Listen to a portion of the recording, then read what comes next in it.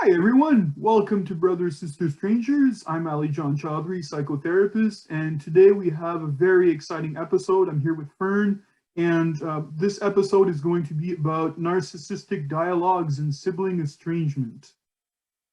So I very much look forward to doing this episode because this came from one of our viewers, as a matter of fact. Fern and I were just talking about this, and it was due to a request of one of our viewers. And of course, if any of our viewers have suggestions as to other episodes they'd like to see, please feel free to drop them in the comments. We're very open to suggestions and such. Thanks for being here, Fern. It's great to be with you, as always. I'm Fern Schumer Chapman, the author of Brothers, Sisters, Strangers, Sibling Estrangement, and The Road to Reconciliation. And I have been in this situation that we're about to discuss, about 100 times in the last 10 years probably, where you encounter somebody who's fairly self-centered and they say something very cruel or hurtful to you, and you freeze because you don't know how to respond to them. And then you leave because that's better than escalating. And after you've left, of course, you're flooded with all the responses you should have had, and that produces all this rumination that I wish I would have thought of. So now, today, you're going to tell me what I should have said. That's right. We're going to get into some of the different ways we can respond to this because I think this is so important. We forget oftentimes that there are different responses that we can have. Like each situation may be contextual to what's needed for us because we're all different as people, right? So sometimes silence towards a narcissistic individual is the best thing to do with brother or sister and such. You know, not saying anything, holding back because you know it's not going to go anywhere. That's a particular strategy unto itself. You know, but sometimes you can have different responses, right? And like you said, you have a flight response. I've had a flight response as well. You know, when it gets really surrealistic and it's like, whoa, where's this coming from? You know, so I very much am aware of that as well. And what's interesting is that there's so many different ways we can respond now to particular things that the narcissist will say to us. And that's what we're going to get into today. You know, so I think this is going to be a very good episode for us. And one of the things that I think is important to realize is that if you're working on being assertive in what you want to say for yourself and to affirm your voice, then, you know, that's one particular strategy that can be useful. And, you know, oftentimes, you know, we can get caught into the whirlwind very easily, right? If somebody says to you, oh, you're too critical. And a lot of times, you know, we're kind of taken aback in some ways. We might sometimes even just, you know, get caught up in justification and such, and just really be very surprised with all that. But it's really important to ask for details and precisions, you know, because when you're the one asking questions, all of a sudden you become the one that directs the conversation much more. And negotiators will say this as well, right? And if you're the one asking questions, and that's very important when it comes to stuff like that. So, you know, and it's really according to each person in terms of what's best for them. So asking for precisions can be a good path to follow because it's important to keep things in mind also that narcissists will not necessarily give us what we want, but keeping it factual avoids us getting consumed by our emotions, you know, and that's a very important approach to have in particular when it comes to that. So that's something to remember. So when somebody says something like, you're too possessive, the response should be, oh, what makes you say that? Well, again, yes, because when you're doing something like that, when you're asking a question, then you're inviting the other person to reflect more so on their own situation because the way in which you asked it is very neutral. It's not loaded, so you're not allowing emotion to consume you entirely. And the challenge is, of course, to stay composed, you know, because the narcissist will want to kind of direct the conversation and go off on a tangent, right? And feed off of the narcissistic supply, right? So, and it's very easy to kind of get stuck with that, get demeaned and kind of get pushed down and such, you know, but we want to avoid that type of situation. So sometimes, you know, even in some cases, using humor is great because humor avoids being brainwashed, you know, so that's that's useful to avoid narcissistic abuse, as a matter of fact. So even postponing a conversation to later, for example, by saying it's okay to get out of it and say, well, we'll sit and talk about it sometime later. Well, chances are later that person may not have the same frame of mind. So so those are strategies to have, but we'll get into some of the dialogues fairly soon with regards to this, because I know that we've been aching to do this with some particular examples, and we'll get to that. But I do think that we should talk about empathy as well, because this is another approach that we can have. So assertiveness is very important. Silence is a good strategy to have, and postponing is good as well, as we've mentioned. But empathy is also a very important approach to have. And I really want to be careful and put this caveat out here to our viewers.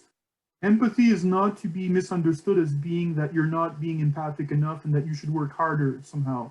It's not about us failing in that way. And it's not about us all of a sudden caring for the narcissist more. This is not what this is about.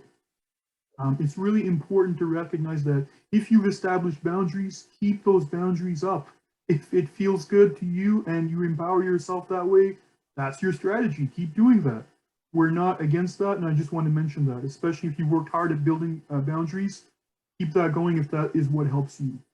But we do want to talk about empathy, and I know I'm saying a lot here, but I really want to get this point in, of course, because I think it's so important for our viewers, Fern, right? Because empathy is very important because it's something that can manifest also through the brain.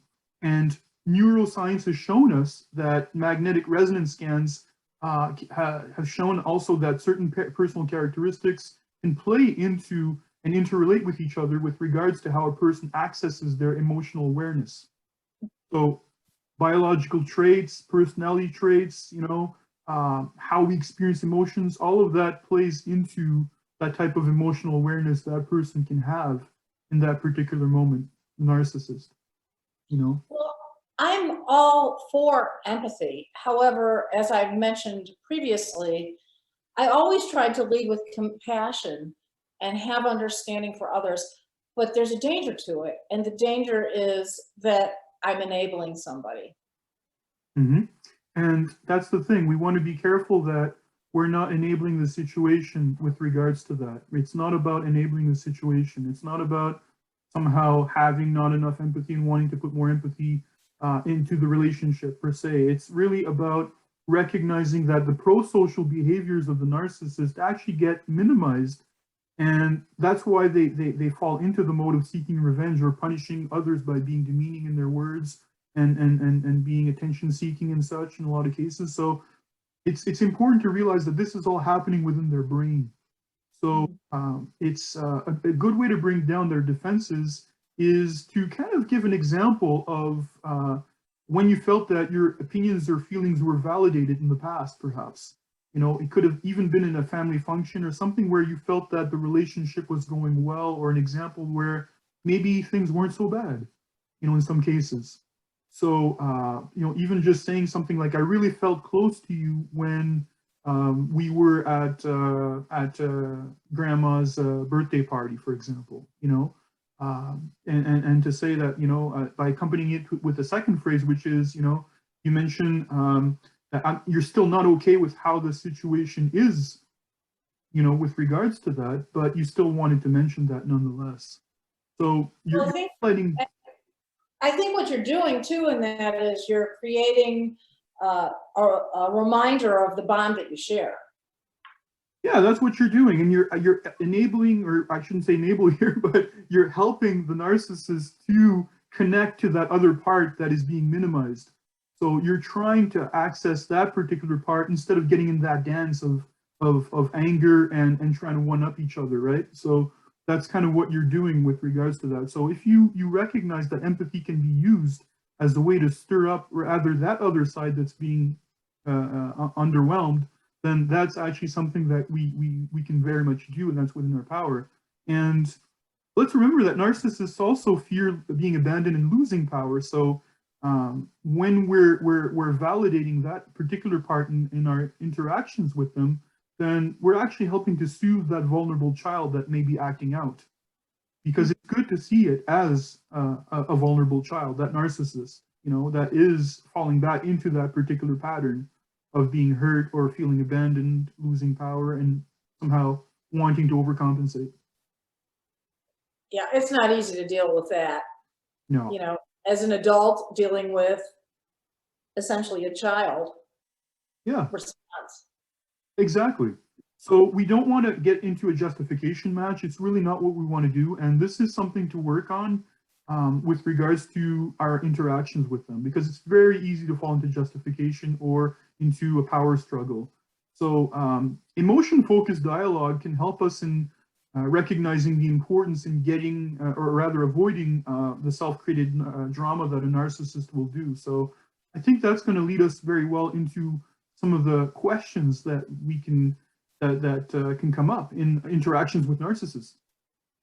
Yeah, so Ali John, I'm going to pitch a few at you, which have been thrown at me, and see how you do. And I'm hoping to learn what I should have done. Sure, we can do that for sure. Okay, so why do you always do that? Or see what you've done, you've got me in trouble again. Yes. So an affirmative voice would basically respond by saying, well, your actions speak for themselves, and you're responsible for what you say and do with yourself. So that's you basically reminding the narcissist, no, I'm not owning that. And I'll give you an example also. I had this one person that said I was emotionally invalidating them. I think I was on a narcissistic forum or something. And I basically said no. Stating the facts of an interview in which I was a part of is stating the facts, not emotional invalidation. So you can see. Okay, let me just say that this is really tough to do when all your emotions are swirling with a loved one. Mm-hmm. Yes. So again, it's going into it with a specific intention is very important.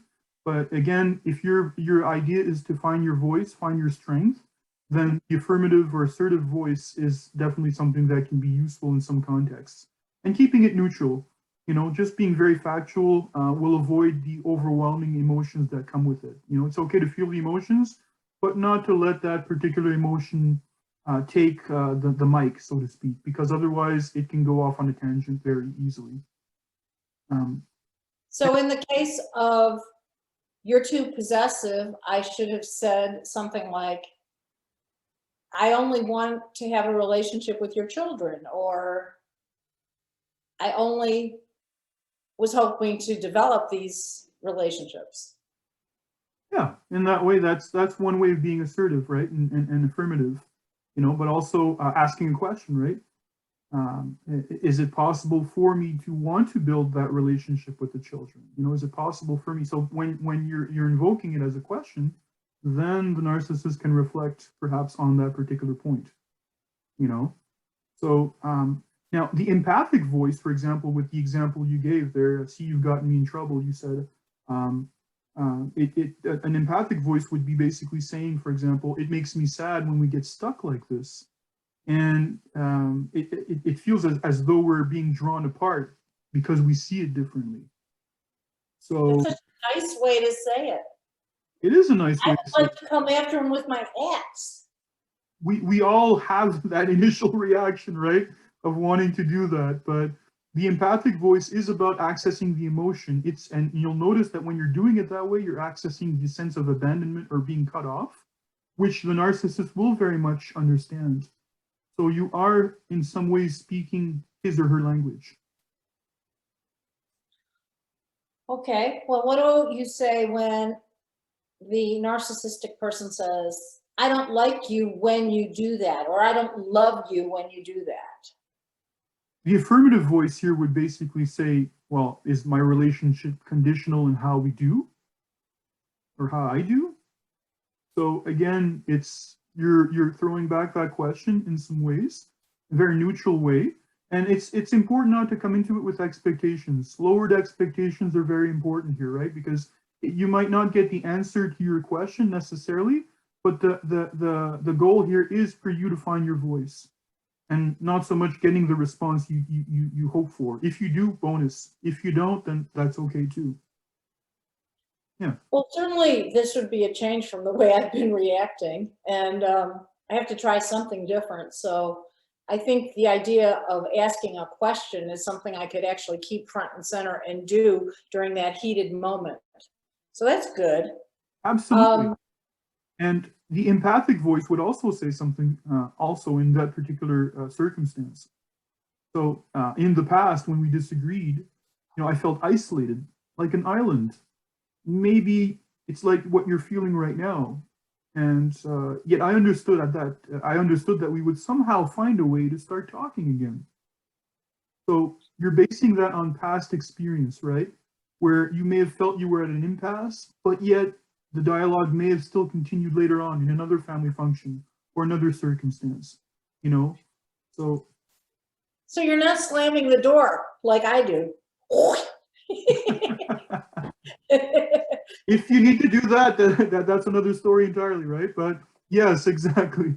You're you're kind of again connecting with a past experience you've had that the other narcissistic person can have. And notice the we. We're talking in a we fashion here, right? So it's you're accessing your emotions to be able to connect and perhaps stir up that part of that person's brain that is underwhelmed right now. Yeah, it's so civilized. Yeah. Yeah, so it's a good way. It's a very good way to work with that in particular. So, yeah, Okay, well, I'm going to give you another one. sure. That didn't happen. You're making things up as usual. Well, the affirmative voice would say here basically, is it possible that you don't like what you hear?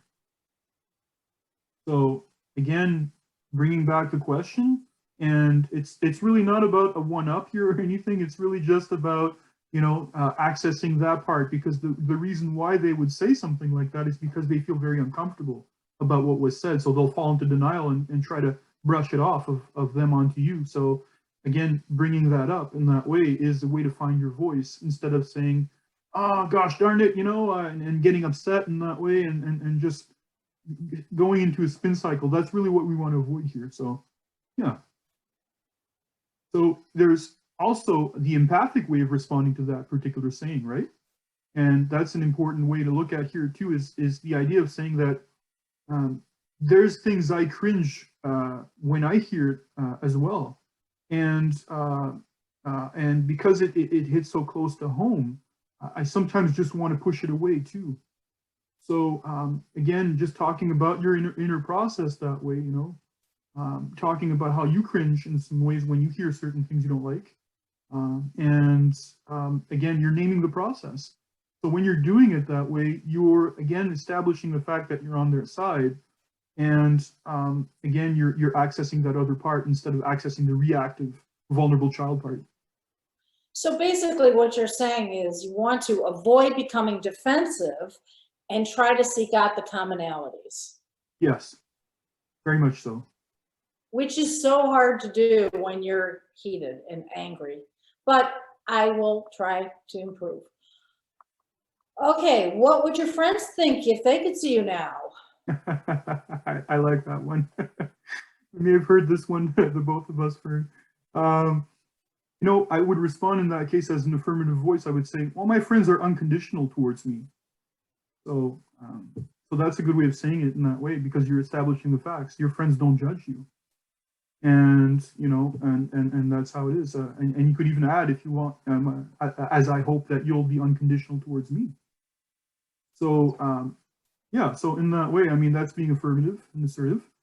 And the empathic voice would say something like, "It's happened before that I superimposed harsh criticism towards myself, and it doesn't feel good, And I sometimes set the bar too high and can end up deceiving myself." Like, is that how you feel right now? So again, kind of talking more about the process. I mean, the thing is a lot of the narcissists are really baiting you. So it is tough not to take the bait. Yes, and again, it's really important in that way to do what you think works best, right? And it's each person's situation is different. If empathy is not called for here in this particular, if in your relationship with your sibling, then that's fine. If you want to give this a try, if the dialogue is still open, with the two of you, then it can be something perhaps to try and see what happens with that. And if somebody makes progress, then that's great. Because again, you're really working with the science when you're trying to access that particular part, instead of getting reactive. It's Well, I think too, there are some questions you should probably ask yourself as to whether you really want to engage in this relationship. And one is, why is this relationship important to me and not just to the family that's pressuring me to sustain the relationship? Can I set aside the anger and the pain and the resentment that led to the divisions in the relationship and change the pattern of relating, which, sometimes I think, John, it's impossible to change the pattern, even though I think your suggestions are excellent. It's just really hard when you fall back into those old patterns. And the other important question, I think, is, am I going to give up too much of myself in sustaining this relationship? Because if you just feel like you're forking over more and more parts of yourself in order to sustain it, it's never going to be anything more than an enabling or narcissistic supplying relationship. I think it's important for us, before we conclude, to talk about when it's time to call it quits. You're absolutely right. I know that we're almost out of time here, and I really think it's important we mention what you just said, and I absolutely agree. I think those are great questions that somebody should be asking before they go into trying some of this, and to establish if it's right for them or not. Because in some cases it might be right, in other cases it might not be right. So a good example of when you shouldn't sustain the relationship is when you feel like you're never heard. And when a family member refuses to accept boundaries, take responsibility for him or herself, and is constantly making these hurtful comments, you may just have to cut off. Yeah, I would agree. I think that that's important. And another time when it's good to call it quits is also when nothing positive is being gained from the relationship. Then in that case, it may be time to think about cutting it off, and also weigh also what's to be gained and what can be lost as well. Cost-benefit analysis is very good here. When you realize you're being abused, which sometimes takes into your 30s, 40s, 50s, you may decide, that's it, I'm done. Mm-hmm. Absolutely. And sometimes you don't catch that early on, but sometimes you do, and it's important to realize when that happens. And also when you realize that even though cultures can make the case that families are sacred, as we often hear in society, that your experiences in your family are not safe and supportive, then yes, it's good to call it quits with regards to that. Mm-hmm. Well, this has been really informative, and I want to invite our viewers to think about the situations where they've been tongue-tied, and maybe they can drop into the comments some of the scenarios that have happened to them. And in another future episode, we might address their problems and their challenges in maintaining themselves in these relationships. Absolutely, and I think that's very, very important, and we love to hear from our viewers, so please do mention anything in the comments section with regards to things you'd like to see in the future or whatnot. Your own experience in terms of what we've been talking about in terms of narcissistic dialogue today is always great. And I do want to mention before we go also that there is, of course, the Sibling Estrangement support group on Zoom that we do once a month. And I do invite our viewers to get in touch with me with regards to this, and it's a very warm, welcoming atmosphere and relationship that we can have online, and seeing people in real time, feeling that sense of rapport, that sense of like-mindedness that we have with people that are part of the Sibling Estrangement tribe. It's a great feeling to have because we break isolation. So I invite any and all of our viewers to join us once a month with regards to this, maybe twice a month. We're looking into that. So we'll see how that looks, but absolutely do look into that if that's an option for you. It can be helpful, empowering, and very soothing. So thank you again for doing this, Fern. It's wonderful to have you here, and I very much look forward to our next episode again. Me too. It's always great to be with you. Thanks, John. All right, you take care, Fern. Bye-bye. Bye.